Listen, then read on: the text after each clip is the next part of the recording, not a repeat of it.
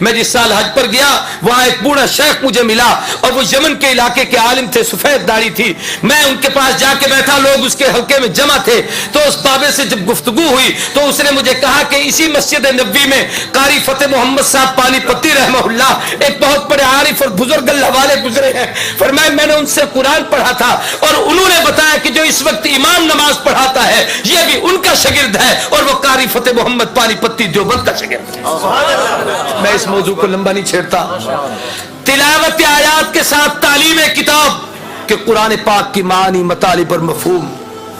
میری مختصر معلومات کے مطابق اس وقت صرف مکتب دیوبند کے علماء نے جو قرآنی تفاسیر عربی, اردو اور مختلف زبانوں میں لکھی ہے ان کی تعداد 250 سے بھی زیادہ ہے. صرف صرف تفسیریں, اور ان میں کئی کی تفسیریں ایسی ہیں جو کئی جلدوں پر مشتمل ہیں, 20-30 جلدوں کی. بلکہ علامہ افغانی کے 10 سال کے دروس ہمارے بہاولپور کے ایک عزیز نے, ایک بزرگ نے جمع کیے جو ان کا شاگرد تھا.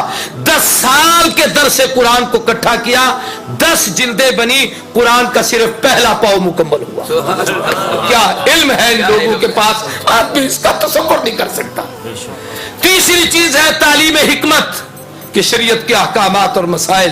یہ مجھ سے پہلے کہہ رہا تھا عزیز رشیدی کہ ارے بھائی ایک گنگوہی جیسا فقیہ پیش کرو, ایک مفتی کفایت اللہ دہلوی پیش کرو, ایک مفتی عزیز الرحمان دہلوی پیش کرو, ایک مفتی محمد شفیع پیش کرو, ایک مفتی محمود پیش کرو جو اپنے اپنے میدان میں فقاہت کے وہ امام اور مجتہد اور شہنشاہ تھے کہ بڑے بڑے لوگوں نے ان کے سامنے گھٹنے ٹیک دیے. اور میں اگر اس موضوع کو چھیڑوں تو لمبی باتیں ہو جائیں گی.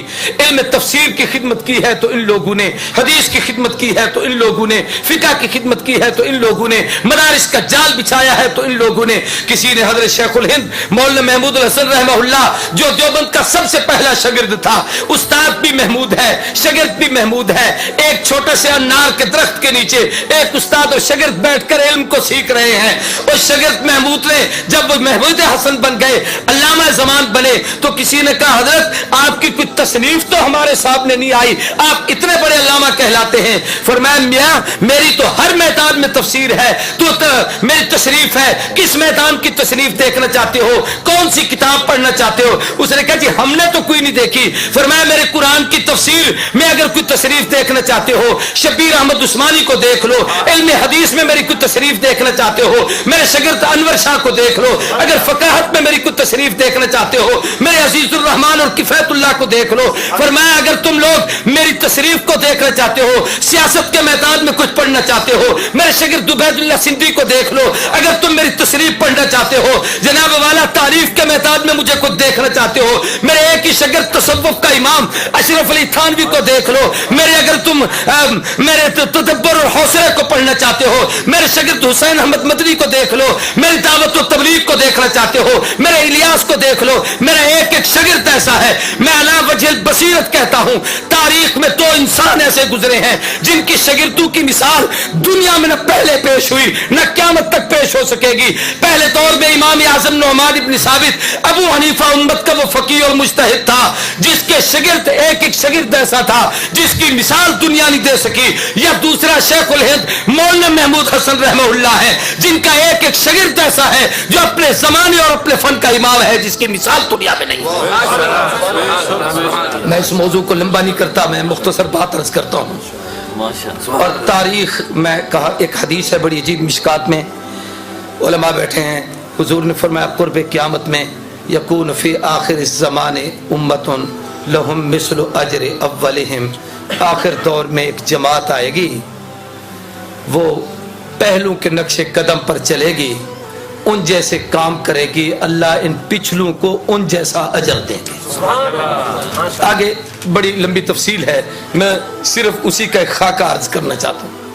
تاریخ نے اپنے آپ کو دہرایا کہ اگر پہلے دور میں امام اعظم نعمان ابن ثابت ابو حنیفہ گزرا جس کی فقاہت کی دنیا مثال نہ دے سکی, تو اس دور میں رشید احمد گنگوہی گزرا, علماء دیوبند کا وہ عظیم فرزند جس کی مثال دنیا نہیں پیش کر سکتی.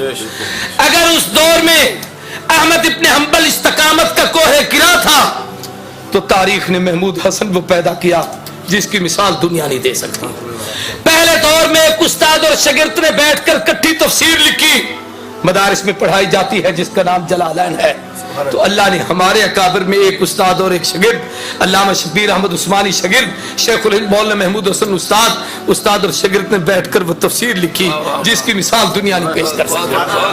میں کہتا ہوں پہلے دور میں اگر اللہ سلام کروڑوں جزا عطا کرے، بخاری کی قبر پر اللہ رحمت نازل کرے، امام بخاری نے بخاری لکھی ہے تو اس کو سمجھانے کے لیے انور شاہ کشمیری نے جو اس کی شرح لکھی ہے، تاریخ میں آج تک اس جیسی کتاب نہیں آ سکی. پہلے دور میں امام مسلم صحیح مسلم لے کے گئے ہیں، علامہ شبیر احمد عثمانی نے فتح الملم 5 جلدوں میں لکھی ہے، آج تک اس کی مثال دنیا نہیں پیش کر سکی. اگر امام ابو داؤد نے ابو داؤد لکھی ہے، بل الموجود ابو داؤد کی شرح مولانا خلیل احمد سہارنپوری رحمہ اللہ نے لکھی جس کی مثال آج دنیا نہیں دے سکتی.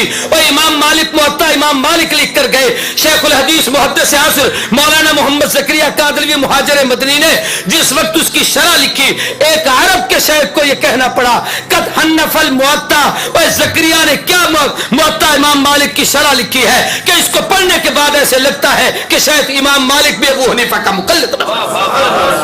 ہمارا ایک ایک عالم بے مثال، ایک ایک عالم با کمال، ایک ایک عالم لازوال. میں یہ کہہ دوں تو بے جانی خدا کی قسم، اگر وہاں بخاری کی قبر سے خوشبو آئی ہے تو یہاں 6 مہینے تک لاہوری کی قبر، امام الاولیاء مولانا احمد علی لاہوری کی قبر سے، اور اب تو ہزاروں ایسے ہیں جن کی قبروں سے جنت کی خوشبو دنیا میں مہکی ہے. اللہ نے دکھایا ہے کہ یہ وہ اہل حق ہیں، یہی وہ لوگ ہیں، یہ وہ اللہ کے برگزیدہ لوگ ہیں جو پیغمبر کے اس مشن کی تکمیل کر رہے ہیں جس مشن کے لیے اللہ نے اپنے نبی کو دنیا میں بھیجا تھا.